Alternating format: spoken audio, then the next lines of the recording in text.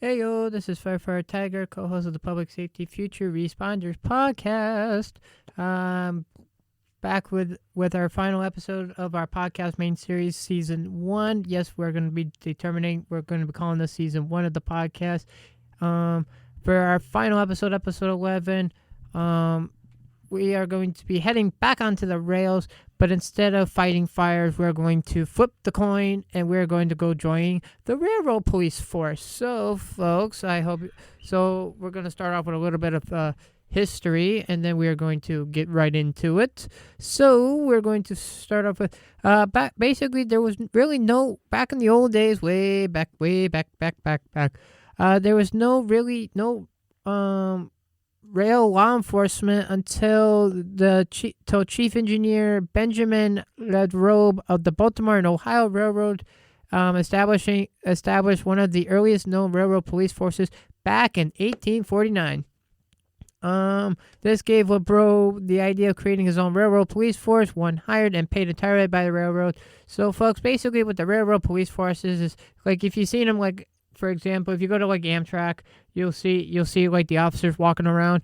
They are paid by the railroad, and basically what their role is as railroad policemen are basically to protect the railroad's property and equipment and just kind of help deal with trouble that happens on the rails, and that. So basically, really, according to research, which the links will be down in the description. Basically, it started off by the Baltimore and Ohio Railroad as the first railroad to have a police force that had a number around 60 strong by 1853, which started out in a few years earlier in 1849 when Chief Engineer Benjamin Ledrobe of the Baltimore and Ohio Railroad established one of the earliest known railroad police forces. With the assistance of Sheriff J.F. Martin of Acting President County, now West Virginia, they arrested the leaders of strikers who were assaulting other workers. So because of this gave LeBro the idea of creating his own railroad police force. Basically, and it was decided at the time that the men would be deputized by the Preston County so that all their official acts would be covered under the shield of the law. Originally, LeBro's force was made up of 12 men responsible for keeping workers in line while the railroads continued their expansion. Each were paid $1.25 a day with instructions to arrest persons engaged in riotous act dead or alive. Later that year, LeBro's police force, led by John Watson, saw their first real action at the Kingwood Tunnel construction site. They met over 200 rioting strikers who had shot at workers in the twin coal mine shafts. Watson and his men opened fire and charged the strikers, driving them away. Other teams of Watson's men saw action against violent strikers in Cumberland, Maryland, and Wheeling, West Virginia. And then basically fast forward a little bit more to most of the railroads prior to the Civil War still did not have their own police force or one experienced with undercover work and investigation. As losses mounted, railroads had a need to protect themselves against the well-organized crime. So basically, folks, really what it boils down to is basically the railroad police force got started over basically having to deal with a group of rioters back in 1849 with the assistance of the Sheriff J.F. Martin in President County, which is now West Virginia, still be covered under the shield of the law. And then, so basically because of that, and then as we all know, Alan Pinkerton was born in Glasgow, Scotland, the son of a police officer. He migrated to the United States in 1842 after working as a barrel maker for some years. While working in Illinois as a wood chopper, he assisted the local police department with apprehending a gang of counterfeiters. His thirst for law enforcement had begun and soon after was employed by the Kings County, Illinois Sheriff's Office. Pinkerton later went to work for the Chicago Police Department, becoming their very first detective. So there's a little bit of history about the Pinkerton folks. Only 2 years after making detective, he quit the Chicago Police Department to sign a contract with the Rock Island, the Gala, and Chicago Union Railroads, the latter to be incorporated into the Chicago Northern Western Railroad. In the Illinois Central Railroads. This contract called for his company to exclusively work on the railroads relating crimes. He established his railroad investigative business under the name of the Northwestern Police Detective Agency, later renamed Pinkerton's National Detectives Agency. This agency was the first of its kind, with their agents having the power to arrest criminals anywhere in the country. country. So basically, there you go on that. Then kind of goes a little bit more into Pinkerton. And then for all of you who would like to know the train robbery, back on October 6th of 1866, the first known train robbery took place. 3 masked bandits boarded an Ohio and Mississippi train after it departed Seymour, Indiana. John and Simon Reno and Franklin Sparks knocked the guard unconscious before pushing 2 safes containing a total of $45,000 out of the moving train and making their escape. Alan Pinkerton was immediately called to investigate this robbery. His knowledge of the territory was instrumental in solving this case. He knew that nothing happened around Seymour without the knowledge or approval of the Reno brothers. Pinkerton immediately used undercover agents on this case. Dick Winscott, one of Pinkerton's best agents, was working as a bartender where the Reno brothers did their drinking and gambling. One evening, when John Reno and Sparks were drinking, Winscott talked to them into getting their picture taken by a photographer who had just happened to walk into the bar. And then we know the whole story about the fact afterwards. About the fact of agreeing to having the photographer, one of Pinkerton's other agents, take their picture. Then the picture was sent to Pinkerton's office immediately and was successfully in that. And you can read more about it on the railroadpolice.com/history website. Article link will be in the description for it, so you can go read it. Because I'm just not going to read it all due to time crunch on this podcast recording. Except for a few more parts. Oh, yes. The railroads learned much from Pinkerton. Investigative techniques and undercover operatives being two of the most widely used to apprehend criminals and solve cases. Even in these early days of railroad policing, men were able to make careers for themselves and their families. They have overcome many obstacles. No training, no authority off of railroad property unless appointed deputy sheriff, and their salaries were very low. Then we're just going to fast forward to the mid 20th century in the early and mid 1940s. During and immediately following World War II, the heyday of railroading in North America. So basically, the end of World War II, everybody was excited that the war was over, and hopefully nobody would continue the war. But that's another story. There were approximately 9,000 railroad police officers in the U.S. and Canada. These agents represent as many as 400 individual railroads with about 200. Sorry for burping. About 225,000 miles of mainline track. Property protection had always been a focus of railroad police, and during the war, these agencies helped protect government shipments that were heading overseas.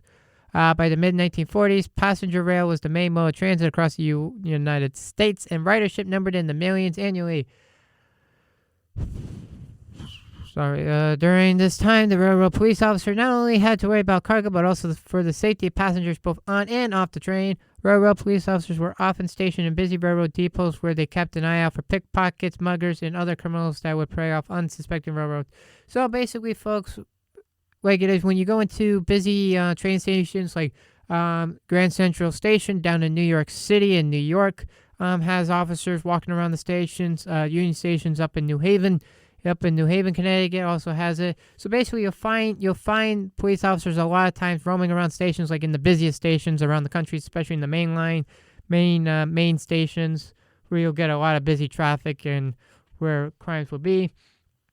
Otherwise, there will be mostly a few of them will be on the trains, walking about, and that. And then as our society has changed, so has the nation's railroads, and so has railroad police service.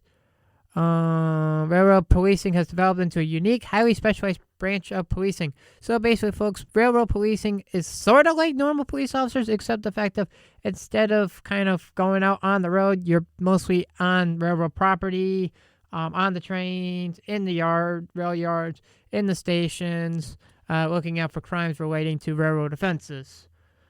And then there are two types. High value freight is fully enclosed in specially designed rail cars. Rail police use modern technology to better secure and protect freight in transit. As a result, today there are fewer than 2,300 railway police officers in North America, of which only approximately 1,000 of them are in the U.S. There are two types of railroad special agents. Those working on the those working for the freight lines and those working in passenger terminals such as Amtrak, like I mentioned earlier, and other commuter lines. Both of which have the same goals of passengers, cargoes, and resource protection. Depending on the rail carrier, the special agent must be flexible enough to work both environments. So if you're a passenger railroad police officer, you have to be flexible. You have the same goals as Freightliner, except the fact of instead of having to deal with packages, you're dealing with actual human cargo on board the train. And then if you're working on the freight line, you're mainly watching out for stealing crimes relating to freight and that. And then today's special agents since the late 1800s, the railroad police have been to protect the railroad's resources, passengers, and cargo from vandalism, theft, and robbery. Today, the role of the railroad police officer has not changed much. Basically, from World War II, railroad police numbers have dramatically shrunk from 9,000 in North America just after the war to somewhere around 1,200 in the United States today. The great majority of these men and women worked for 5 railroads. Amtrak, Berlin Northern, Santa Fe, CSX, Norfolk, Southern, and the Union Pacific. In virtually every state, railroad police go through the same training and standards as any other police. Sheriff's deputy or state police officer. Although paid by the railroad companies themselves, railroad police officers have the authority to conduct investigation and make arrests for crimes committed against the railroad. So if you're a railroad policeman, you are only responsible for crimes against the railroad, not other crimes, like other police officers.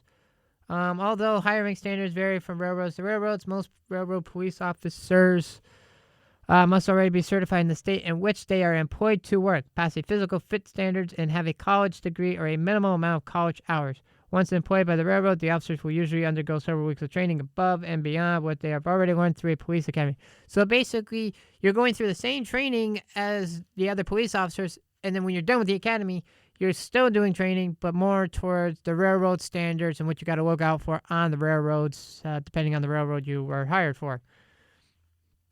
The duties of today's railroad police officer often involve routine uniform or plainclothes patrol of rail yards, depots, and railroad property, either by foot or by cart, conducting complex investigation involving cargo theft, vandalism, theft of equipment, arson, train/vehicle collision, and even investigate assault and murders that may have spilled over onto railroad property.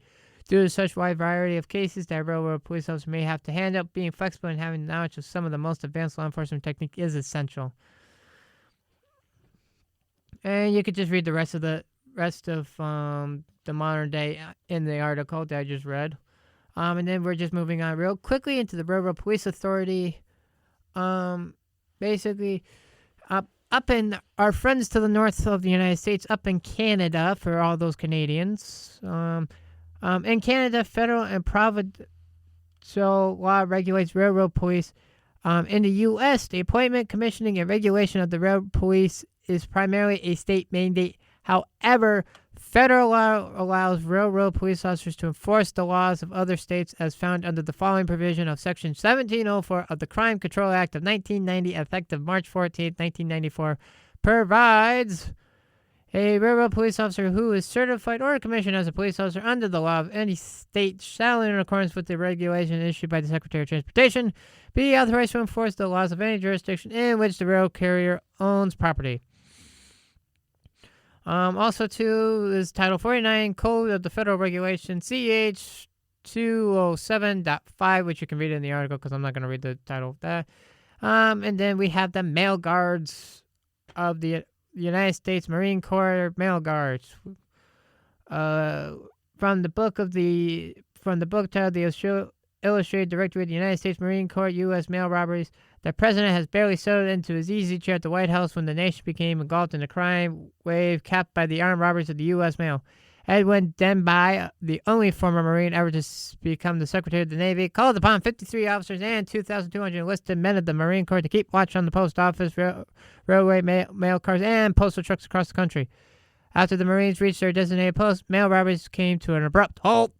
During the 4 months the Marines stood watch, not a single piece of mail was stolen. 5 years later, when mail theft resumed, the Marines returned to put a sudden stop to the robberies. You must be brave as you always are. You must be constantly alert. You must, when on guard duty, keep your weapon in hand and attack, shoot, and shoot to kill. There's no compromise in this battle with the bandits. To the men of the Mail Guard, Edwin Deadbay, 11th of November, 1921. And then you can just read the rest of that. So, folks, basically, what it boils down to is the fact railroad policing is just like normal police force that you see out on the roads, in the cities, in the towns.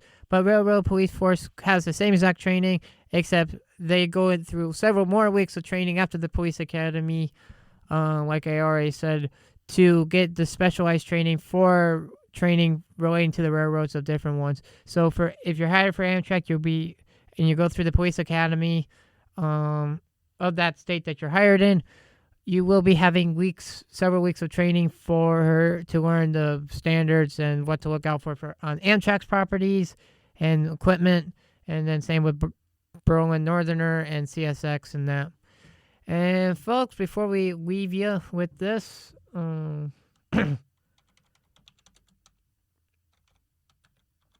for the typing. I'm just also looking as I'm recording this. So bear with me, folks. So basically, like I said, right now, according to the article, like it is, Union Pacific, they have special agents. CSX has theirs. And sorry, folks. Police and the BNSF have their own police team, and that. And folks, this will do it for podcast episode 11. Railroad policing on the railways to protect us on the rails in the station. So basically, when it comes down to us, we are protected on the rails, in the yards, and at the station, folks. This is Firefighter Tiger, co-host of the Public Safety Future Responders.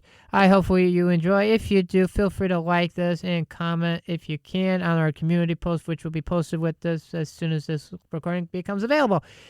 And folks, if you cannot listen to it on our YouTube channel, please feel free to go onto anywhere you get your streaming platforms, such as we are currently on.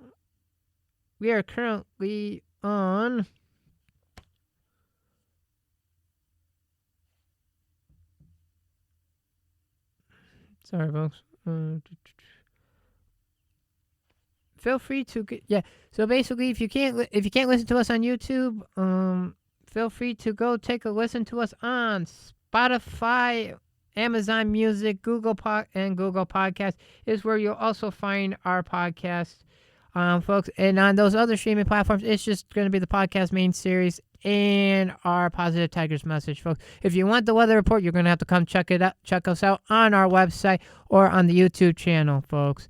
You all have a good one, and hopefully this is good for y'all. Y'all have a good one.